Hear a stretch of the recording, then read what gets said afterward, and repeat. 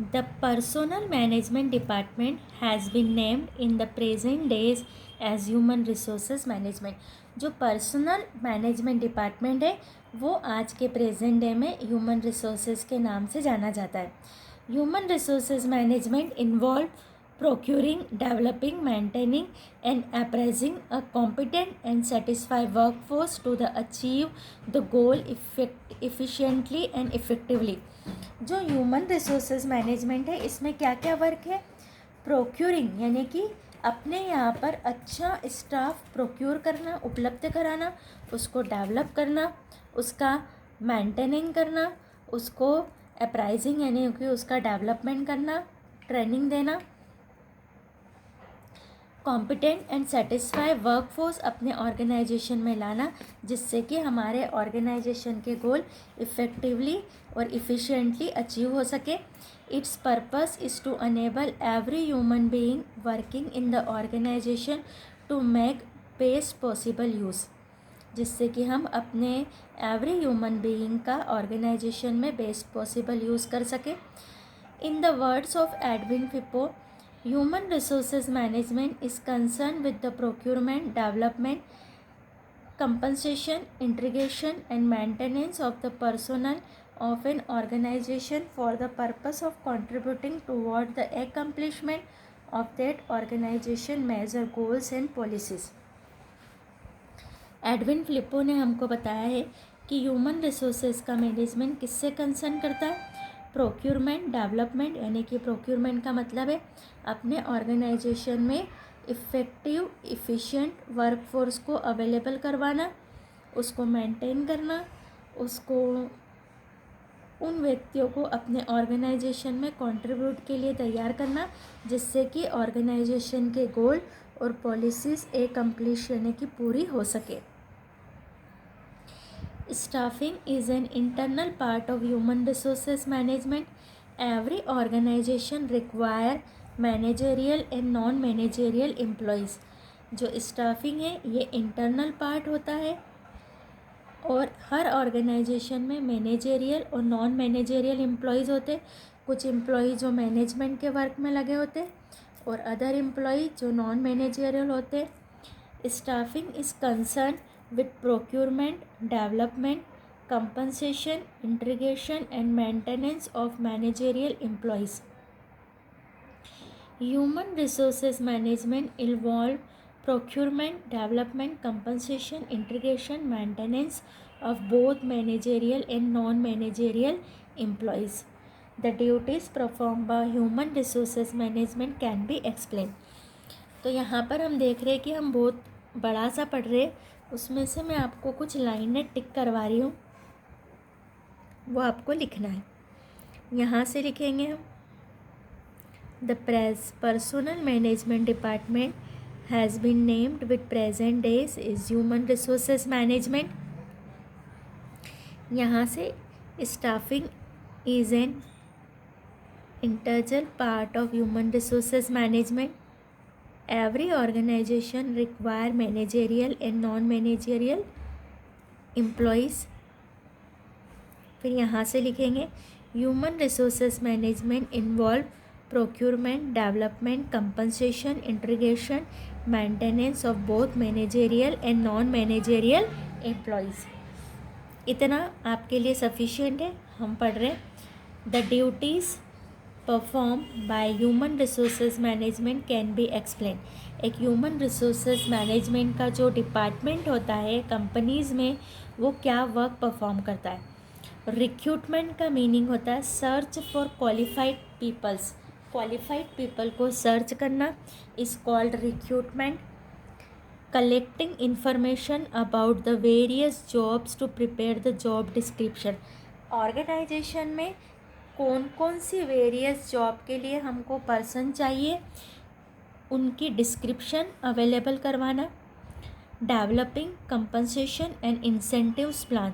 हम जो भी एम्प्लॉयज़ रखेंगे अपने यहाँ मैनेजरियल या नॉन मैनेजर उनको हम क्या कंपनसेशन का मीनिंग है क्या सैलरी बोनस कमीशन देंगे, इंटेंसिव क्या क्या देंगे, उसका वर्क करना.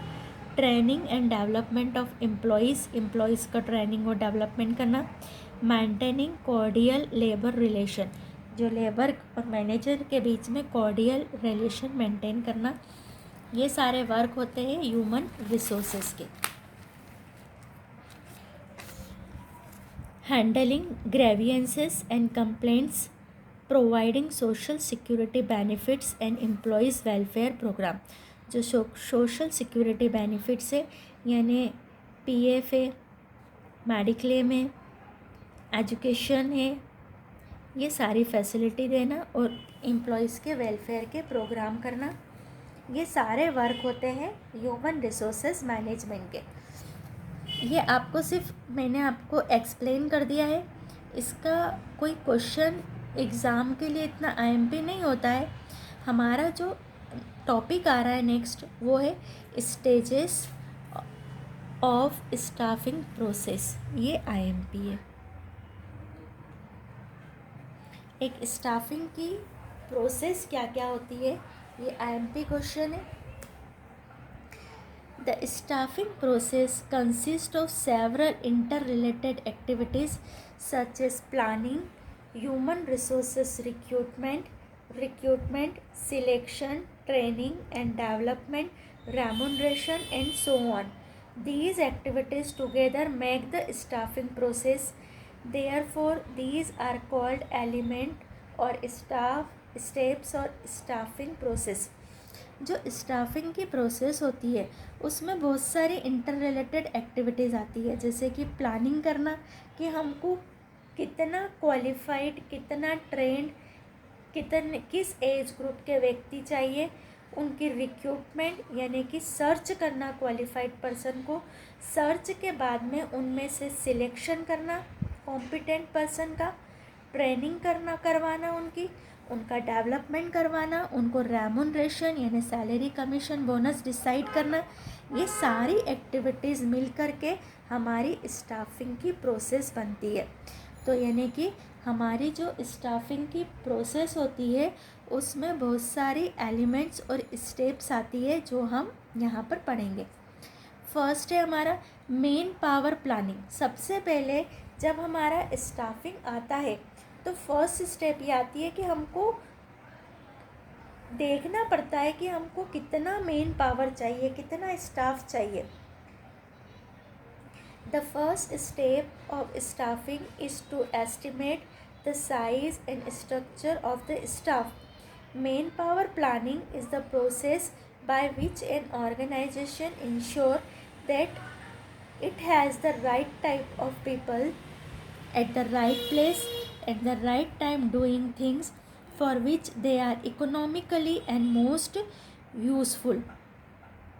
फर्स्ट स्टेप हमारी ये होती है कि हम ये एस्टिमेट करते हैं कि हमको स्टाफ कितना चाहिए। मेन पावर प्लानिंग करते हैं जिसमें हमको ये चाहिए कि कितने राइट टाइप के पर्सन हमको राइट टाइप के जॉब पर प्लेस पर चाहिए। तो फर्स्ट पॉइंट हो गया हमारा main power planning. Second point है हमारा रिक्रूटमेंट। रिक्रूटमेंट का मतलब होता है कि क्वालिफाइड पर्सन को सर्च करना कि वे हमारे यहाँ आके एप्लीकेशन दे। Recruitment refers to identification of the resources of the manpower, availability and making of efforts to secure applicant for the various jobs position in the organisation. Recruitment क्या refer करता है? Identification of sources of manpower, availability and making of efforts to secure applicant. यानी कि हम ऐसे sources को ढूंढते हैं जैसे कि न्यूज़पेपर में ऐड देना, जो हमारी फैक्ट्री के गेट पर हम नोटिस लगाते हैं कि हमको इतने क्वालिफाइड पर्सन चाहिए। तो ऐसे हम वेरियस सोर्स या अपने कुछ पुराने एम्प्लॉयज़ को बोलना या अपने जो प्रेजेंट एम्प्लॉयज़ हैं उनको बोलना कि हमको इस क्वालिफ़िकेशन के पर्सन चाहिए।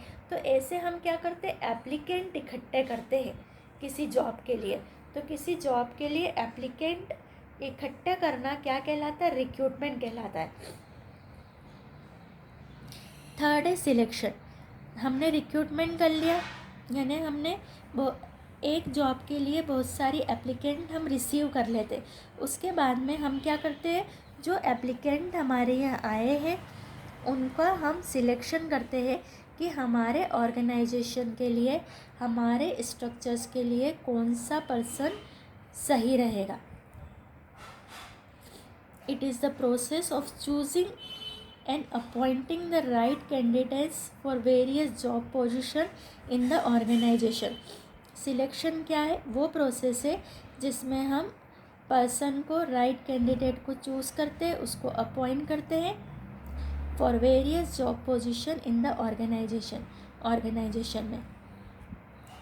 Several steps are involve in the process of selection of employees.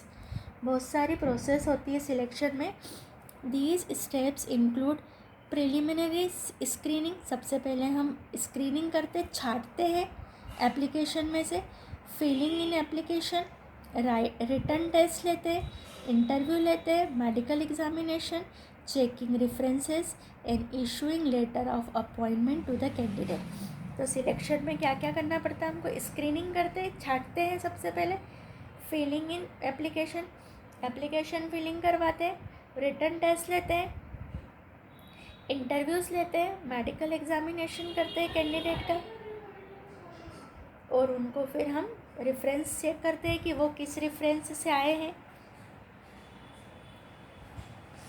फिर है फोर्थ हमारा placement. It implies putting the selected candidates on right jobs. ये क्या एम्प्लॉइज करता है, क्या बताता है हमको, राइट जॉब पे राइट व्यक्ति को रखना, प्लेसमेंट करना। An appropriate job is assign to each selected person. हर जो हमने पर्सन सिलेक्ट किया है उसको राइट वर्क पर अपॉइंट करते। After the selected candidate join the organisation they are placed on appropriate jobs. क्या करते हैं हम उनको अप्रोप्रिएट जॉब्स पर प्लेस करवाते हैं। Thus placement is the process of matching the candidates with the jobs in the organization। क्या है प्लेसमेंट, एक प्रोसेस है जिसमें हम कैंडिडेट को मैच करते हैं उन ऑर्गेनाइजेशन में जॉब के अकॉर्डिंग। फिर है ओरिएंटेशन। ओरिएंटेशन का मीनिंग होता है कि एक जो एम्प्लॉई जिसको हमने सिलेक्ट करा है, उसको किसी जॉब पर प्लेस करा है, तो हम उसको अपने ऑर्गेनाइजेशन में ओरिएंटेशन यानी उसको अदर एम्प्लॉयज़ से इंट्रोडक्शन करवाते हैं, उसको प्रॉपर वर्क समझाते हैं, जिससे कि वो पूरे जॉब वर्क ग्रुप में मिल जाता है, फैमिलियर हो जाता है वो वर्क से। It is the process of introducing and familiarizing newly appointed candidate with their jobs work group and the organization so that they may feel at home at the new environment।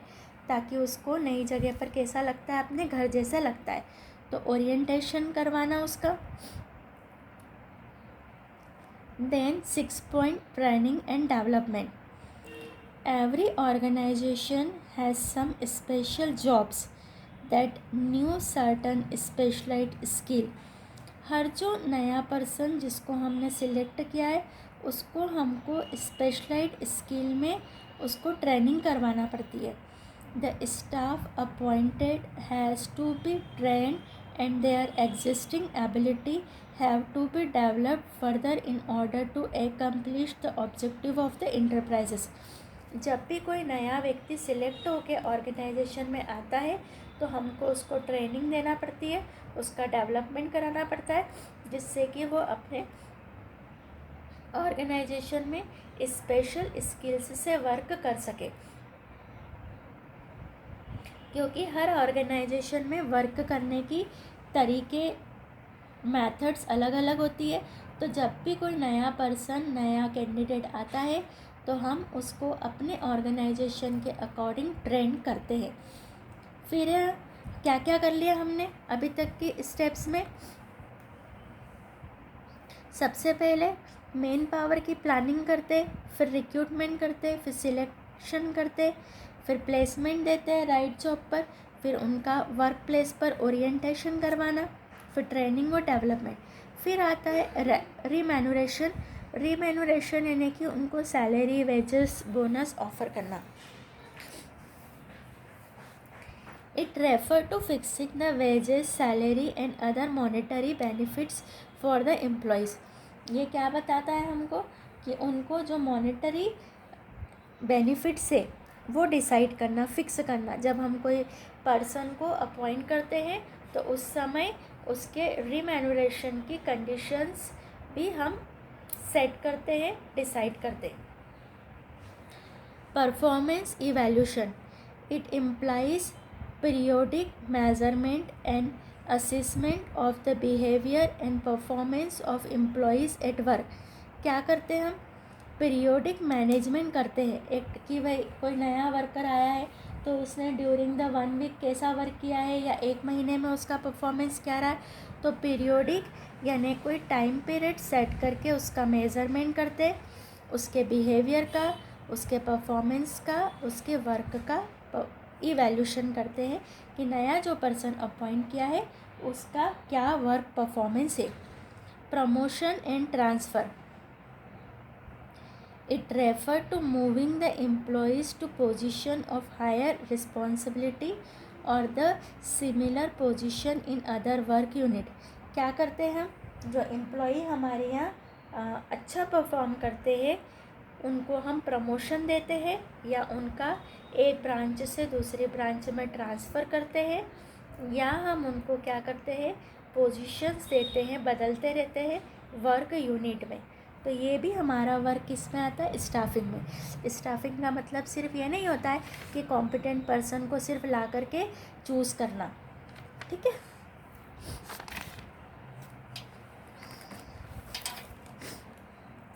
अब हमारा next topic start होगा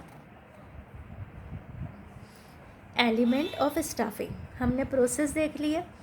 इन present age there are 3 element of staffing. Staffing के 3 element होते. First recruitment, second selection, third training. यानी ये इस chapter में हमको ये तीनों बड़े बड़े टॉपिक अब पढ़ना है. वेरी IMP है. अब जो हमारा स्टार्ट होगा वो वेरी IMP है. Training, recruitment and selection.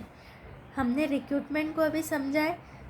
Candidate को सर्च करना कि हमको किस तरह के कैंडिडेट चाहिए.